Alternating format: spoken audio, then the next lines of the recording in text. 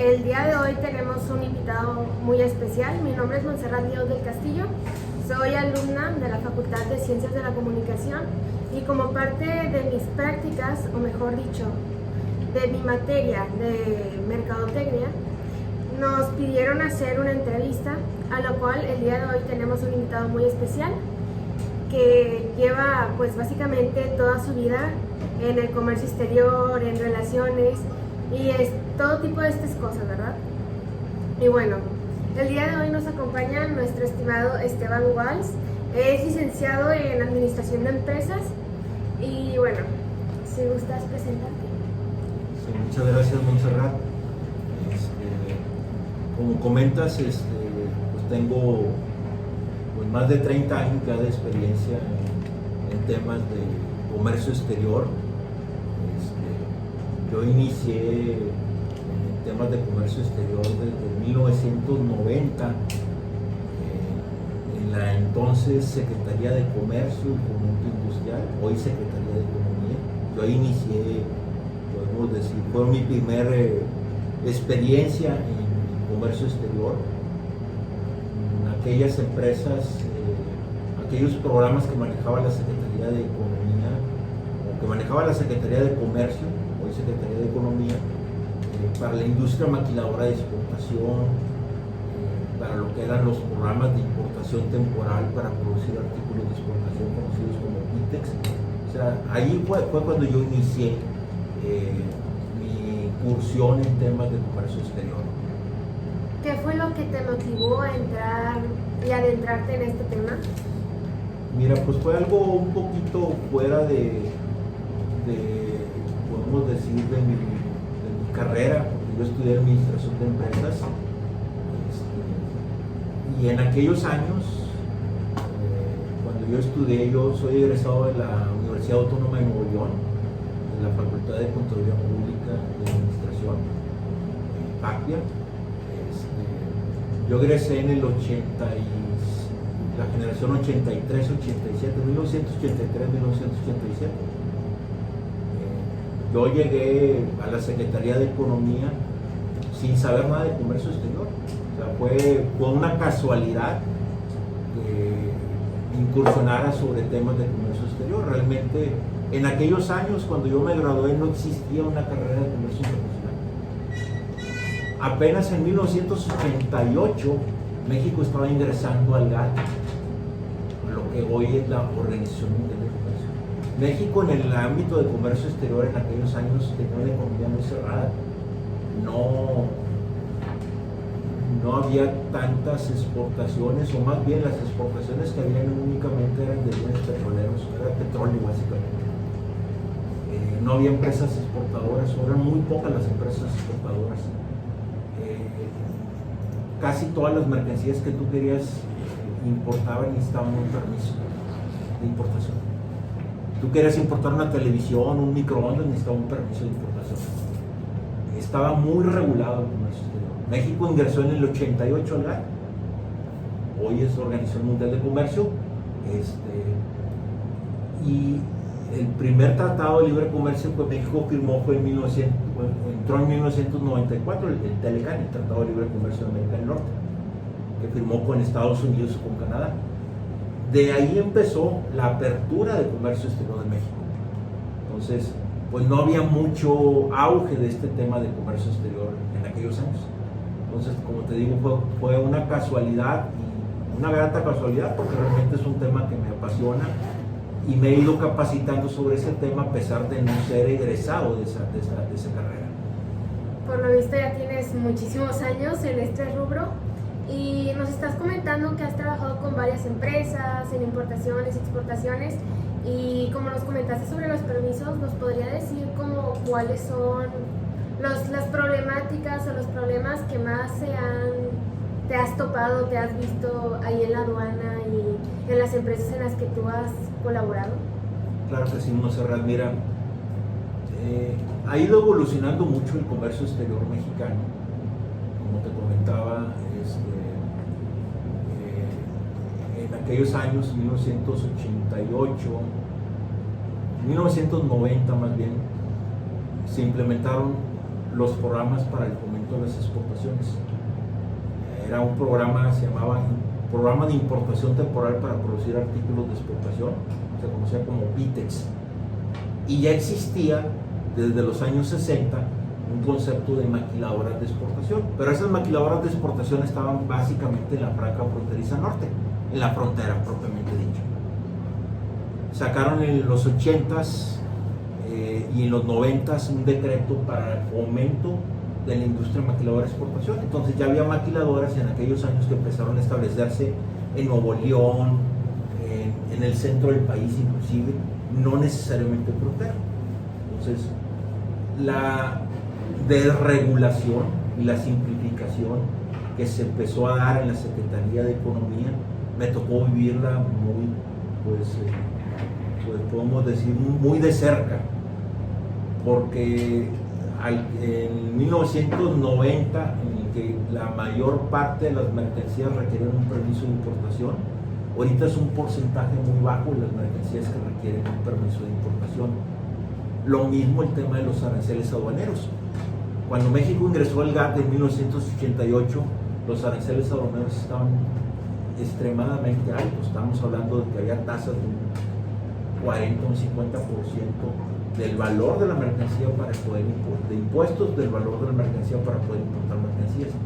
Ahorita estamos hablando de que a los aranceles más altos son de un 35% y muy pocos casos en el caso de la industria del vestido, o sea, prendas de vestir que no sean originarias de un tratado. Y México, al haber ingresado, más bien al tener muchos tratados de libre comercio con Estados Unidos y Canadá, lo que es hoy el TEMEC, antes TELECAN, tenemos un tratado con la Unión Europea, tenemos un tratado con la Asociación Europea de Libre Comercio, tenemos tratado con Colombia, tenemos tratado con Chile, con Uruguay, con muchos países de Sudamérica, tenemos tratado con Japón. Entonces muchas mercancías originarias de esos países no pagan impuestos. Entonces, aparte de la desregulación arancelaria, es decir, de impuestos, está también la desregulación en cuanto a permisos. Ya ahorita muy pocas mercancías están sujetas a permisos. Ese proceso me tocó vivirlo pues, de viva voz, ¿verdad? Cuando yo trabajé en la entonces Secretaría de Comercio y Fomento Industrial. Órale, se podría decir que los permisos varían mucho en cada tipo de contrato, cada tipo de aduana y todo eso, ¿verdad? Sí, obviamente es buena pregunta la que comentas. Obviamente las mercancías que están sujetas a un permiso, para que la autoridad pueda sujetarlas a un permiso, tienen que publicar en el Diario Oficial de la Federación a nivel fracción arancelaria. La fracción arancelaria es un código de 8 dígitos que identifica la mercancía para poder importarse. Por ejemplo, si tú vas a importar una prenda de vestir, tiene un código, a lo mejor el capítulo 62, 62 10 2001, por ejemplo. Son 8 dígitos y eso identifica que a lo mejor son camisas o son corbatas. ¿Sí me explico? Entonces, hay un código, ese código se basa en un sistema que maneja la Organización Mundial de Comercio, que se llama Sistema Armonizado de Designación y Codificación de Mercancías. En pocas palabras, es para que el comercio entre los países se utilice el mismo código. No es de que México va a utilizar un código propio y Estados Unidos otro, Europa otro, Japón otro, China otro, sino que ese código es un código universal, se llama Sistema Armonizado, y a nivel 6 dígitos, técnicamente se conoce como subpartida. La clasificación que da para un producto en México es la misma en China, en Estados Unidos, en Rusia, en todos los países que pertenecen a la Organización Mundial de Comercio. Entonces, las regulaciones, regulaciones y restricciones no arancelarias, aranceles, cupos, todas las medidas que se ponen a nivel fracción. Y esas disposiciones de que se requiere un permiso, requiere una restricción no arancelaria, se deben de publicar en Diario Oficial de la Federación. Es decir, Ya cada vez son menos las regulaciones, pero todavía hay mercancías, pues obviamente están sujetas a normas oficiales mexicanas, a permisos, a lo que son permisos de fitosanitarios, permisos para cumplir con alguna cuestión ecológica, etc. Pero bueno, básicamente todo eso lo determina el gobierno en base a la clasificación arancelaria de mercancía.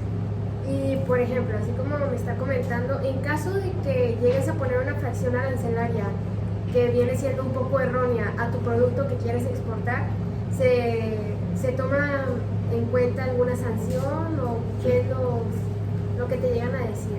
Más bueno, que nada pregunto porque yo no estoy tan adentrada en ese tema y quisiera saber su experiencia.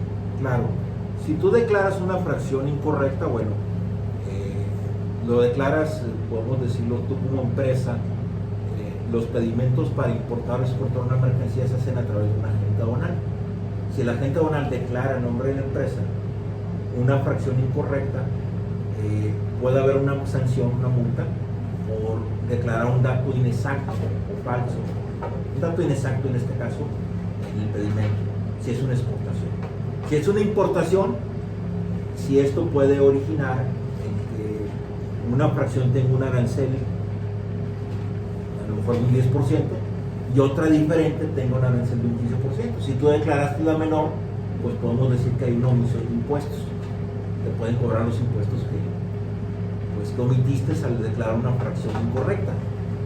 Y pudiera ser también que al declarar una infracción incorrecta estés omitiendo el cumplimiento de una regulación o de un permiso, y ahí también te pueden sancionar por eso. Entonces, sí es muy importante la clasificación de la mercancía, y es algo que le corresponde, en los términos de la ley aduanera, determinar al agente aduanal que te va a representar ante la aduana. El agente aduanal es tu representante ante la aduana, y él va a hacer una declaración que es el pedimento con el que se va a importar la mercancía o se va a exportar la mercancía. Entonces, él tiene que revisar la mercancía que tú vas a importar o la mercancía que tú vas a exportar versus especificaciones, características técnicas, catálogos, fotografías, y se va a basar precisamente en lo que te comentaba ahorita, en el sistema armonizado, para determinar la clasificación correcta, para evitar precisamente esto que comentamos, que pueda haber una omisión de contribuciones o pueda haber una omisión de regulaciones y que puedan ser pues una multa para la empresa, ¿verdad? Sí, mi duda surgió porque actualmente, en base a lo que sucedió de la pandemia y que todos estaban encerrados en casa, hubo muchas personas que empezaron a adentrarse en el e-commerce, y básicamente con el e-commerce viene ligado la exportación, importación y todo eso. Y hay personas que son emprendedoras, quieren exportar, o con las plataformas de Amazon, de Mercado Libre y todo eso, a lo mejor nos pudieras dar algún consejo para esas personas y que no traten de equivocarse al momento de querer pues llevar a cabo su producto, importarlo, exportarlo, pero como no tienen los conocimientos necesarios o los conocimientos básicos, se podría decir, porque supongamos que son personas que quieren emprender, a lo mejor no son especializados en este tema, pero se quieren adentrar a este tema. Claro. Sí, mira, aquí normalmente lo que es el comercio electrónico se basa, como comentabas, pues, en muchas plataformas o negocios que distribuyen este tipo de mercancías, que se venden a través, por ejemplo, de Amazon, Mercado Libre, etc. Y ellos normalmente hacen todos los trámites ante la aduana. Es decir, no el hecho de que tú pidas una mercancía que está en Estados Unidos no significa que Amazon no tenga que declarar impuestos cuando importa la mercancía. Tiene que hacer una declaración, tiene que hacer un pedimento cuando importa la mercancía. Lo mismo Mercado Libre o cualquier otra compañía que maneje eso. Pero si tú lo vas a hacer directamente, no en base a una plataforma, lo sugerible es que te asesores la compañía de mensajería con la que vayas a mandar la mercancía. Si la vas a mandar por DHL, UPS, Federal Express, cualquier compañía de ese tipo, ellos tienen áreas que te pueden decir, bueno, si lo que vas a exportar es ropa, o vas a exportar alimentos, o vas a exportar un producto, bueno, ¿qué regulaciones tengo que cumplir para poder exportar? no solo a la salida del país, sino para el ingreso al país destino. Entonces ahí sí te tienes que asesorar de la compañía que te va a dar el servicio de transportación, llámese un DHL, un Federal Express, un UPS, o si ya estamos hablando de más volumen de mercancías, es a través de un agente aduanal. El agente aduanal te va a decir, mira, pues la mercancía que tú quieres importar necesita X o Y o Z permiso. O si vas a importar algo, tienes que cumplir con esto, tiene un arancel de tanto, si es de origen de Estados Unidos no paga impuestos, si es de origen de China tiene un arancel de tanto, etc. Entonces, sí es muy importante no mandar mercancías al extranjero o no traer mercancías del extranjero sin haber revisado antes qué requisitos tengo que cumplir y si tengo que pagar aranceles para importarlo o no tengo que pagar aranceles. Es muy importante que lo hagamos antes de que la mercancía sea enviada. Porque hay veces que si se tiene que cumplir una regulación, la mercancía se queda ahí en la aduana detenida hasta que no se cumpla con la regulación. Porque si no se tiene la regulación, el permiso, no puede ser importada la mercancía. ¿Nos podrá contar alguna anécdota, si es que se puede, acerca de esos temas que le haya pasado, que haya dicho, ay, me las vi complicadas, me las vi difíciles? Pues bueno, sí he tenido casos o experiencias de empresas que han importado mercancías y ha habido, podemos decir, errores en los pedimentos que elabora el agente aduanal y la autoridad hace una revisión en la aduana cuando decimos que le tocó.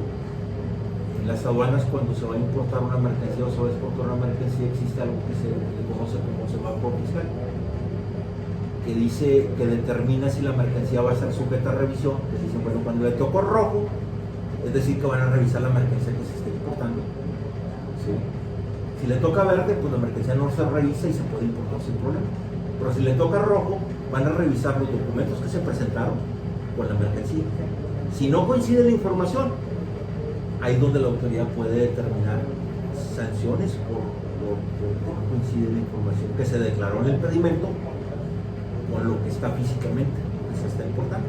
Y sí nos han tocado casos en que algunas empresas han declarado menos mercancía que la que llegó físicamente a la aduana. Entonces la autoridad nos dice, oye, pues ¿sabes qué? Estás declarando menos mercancía, estás omitiendo impuestos. Y levantan un acta que se llama PAM, Procedimiento Administrativo en Materia Aduanera, y embargan la mercancía hasta que no se demuestre que se pagaron las contribuciones correspondientes. Puede estar hasta 4 meses la mercancía detenida ahí en la aduana, en algo que se llama embargo precautorio.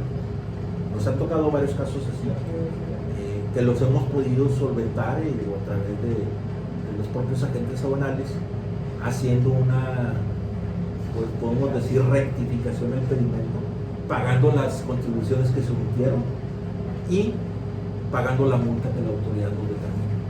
Y se han liberado las mercancías, pero pues sí ha habido casos en que duran meses las mercancías detenidas en la frontera, porque no se cumplieron esas regulaciones. Y por ejemplo, ya que me está mencionando esto, en dado caso de que se extravíe, se dañe o se perjudique algún tipo de mercancía, ¿cuenta con algún respaldo o se tiene que contratar o cómo? Bueno, ahí sí es importante, quien transporta mercancías tiene que contratar un seguro, porque pues obviamente las mercancías en su transporte pueden sufrir un accidente. Y nos tocó un caso de una compañía que iban a importar una máquina. No me acuerdo cuánto valía la máquina, pero pues estábamos hablando de a lo mejor miles de dólares. Y por ahorrarse la compañía, ya en su transportación de la frontera, de la aduana fronteriza de Nuevo Laredo a la planta de la empresa, se volcó el camión y se dañó la máquina, pero no se había contratado el seguro, porque la empresa no quiso pagar el seguro. La máquina se dañó y pues ahí la empresa tuvo que asumir la pérdida de eso. Y era una máquina que valía $1 million. Es ahí la importancia de poner siempre seguro las cosas, ¿no? Sí, cuando se transporta mercancía se tiene que contratar un seguro para en caso de un accidente o algún robo, porque también ha habido robos. La mercancía que se transporta, ha tocado que roban los camiones completos con mercancía, porque hay mercancía que vale mucho dinero. Entonces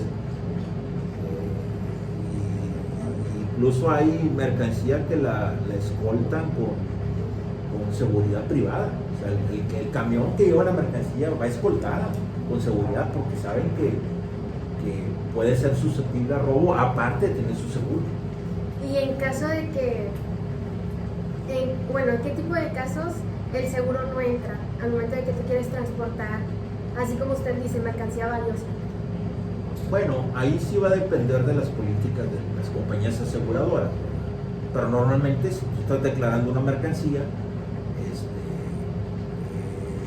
y la estás importando de manera lícita o la estás exportando de manera lícita, no debería de haber problema. Digo, ya si se tratara una mercancía que está prohibida su importación, bueno, ahí sí, o prohibida su exportación, que ahí sí creo que puede haber alguna restricción por parte de la compañía aseguradora, o algún tipo de mercancía que las políticas de la compañía aseguradora no permitan asegurar, ¿sí? Pero pues hay compañías que importan mercancías de acero, aluminio, cobre, y que tiene un valor muy alto, y tiene que ser, como te comento, tienen que ser hasta custodiadas con vehículos adelante y atrás del camión que van resguardando esa mercancía porque tiene mucho valor. Incluso sí vale la pena contratar un seguro y declarar el valor de la mercancía, porque muchas compañías dicen, bueno, pues voy a contratar un seguro, pero le voy a poner un valor más bajo para que la prima del seguro me salga más barata. Pero en caso de un percance, un accidente, pues te van a pagar sobre el valor que tú declaraste. Entonces es importante que declaren el valor real de la mercancía. Y en el caso de que nos comentan de transportistas y de mover la mercancía de un lugar a otro, como los medios de transporte, como el tren, el barco, el avión, ¿qué medio de transporte es el que más recomienda que sea más seguro para usted? Bueno, mira, ahí va a depender si es una operación de importación y de dónde venga la mercancía. Por ejemplo, si tú me dices, bueno, ¿cuál es el más seguro? Pues a lo mejor el más seguro es el avión, pero no es el más adecuado. Por ejemplo, si vas a traer una mercancía de Europa, tráete una mercancía de Europa en avión, pues te va a salir muy caro. Normalmente te la vas a traer en un barco, sale más barato transportar la mercancía en un barco. O si la mercancía la estás trayendo a lo mejor de la frontera norte de Estados Unidos, del Laredo, Texas, hacia Monterrey, por ejemplo, tú puedes decir, bueno, pues me sale más barato transportarla en tren, pero se va a tardar mucho. La transporto en ferrocarril, la transporto en camión, me sale más caro por llegar más rápido. Y obviamente también está sujeta de que pues, puede haber un accidente en el transporte de la mercancía. Entonces, va a depender de dónde venga la mercancía, los tiempos que yo voy a tener y lo que quiera pagar por el transporte de la mercancía. Si tú me dijeras que es lo más rápido y lo más seguro, seguramente es el avión. La transportación aérea es más rápida y más segura, porque la posibilidad de un accidente aéreo es menor a un accidente en carretera o un ferrocarril, un accidente en ferrocarril, o un accidente en otro medio de transporte. Entonces, va a depender, como te digo, mucho de dónde venga la mercancía, si viene del extranjero, de qué país viene, cuánto vale la mercancía y cuánto estoy dispuesto a pagar y en cuánto tiempo la voy a requerir la mercancía. En el caso de que la vaya a importar, si la voy a exportar, pues es el mismo caso. Por ejemplo, un coche o un carro que se exporte, es más recomendable mandarlo por barco, ¿verdad? A mandarlo por avión porque te va a salir carísimo en avión. Sí, claro, definitivamente. La mayor parte de las exportaciones hacia Europa o hacia Asia, de las empresas armadoras de vehículos en México, las hacen por barco, definitivamente. El costo de mandarla por aviones sería súper elevado y no sería costeable para las empresas hacerlo así. Estos datos que nos ha aportado han sido muy interesantes. La verdad, yo desconocía pues gran mayoría de esta información. ¿Y alguna experiencia, o mejor dicho, algún consejo que les quieras dar a mis compañeros o a las personas que quieren empezar a adentrarse en el mundo del comercio exterior? ¿Qué les pudieras brindar? Sí, claro, mira, el mundo del comercio, el comercio exterior ha evolucionado mucho. Hay muchas disposiciones legales que hay que cumplir. Entonces, en el ámbito que se quieran meter al comercio exterior, llámese cumplimiento, llámese logística, llámese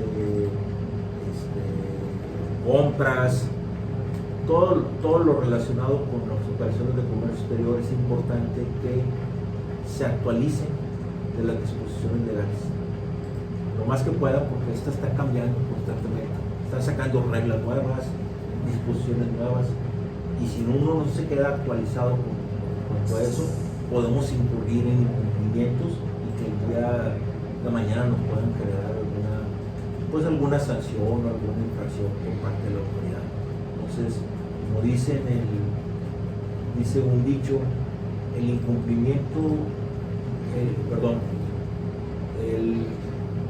dice un dicho, el desconocimiento de las leyes no nos exime de su cumplimiento. Entonces tenemos que, si no sabemos mucho del tema, acercarnos con agentes aduanales o despachos que nos puedan orientar para poder cumplir, porque las sanciones que hay en materia de comercio exterior son las más altas. Son más altas que las sanciones que hay para, por ejemplo, para impuestos internos como IVA, pues sobre la renta, determina el SAT. Las infracciones al comercio exterior son las más altas que existen. Entonces, sí hay que tener mucho cuidado con eso.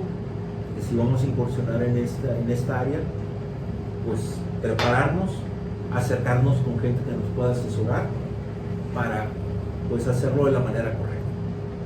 Muchísimas gracias por darnos este espacio de tu tiempo y muchas gracias a mis compañeras por escucharnos. ¿Gustas despedirte de ellos? Sí, no, pues muchas gracias a ti, Montserrat, por esta oportunidad de platicar contigo y espero que haya servido esta información y pues estamos a tus órdenes en lo que te podamos ayudar. Muchas gracias, el Hasta placer luego. es nuestro. Bye.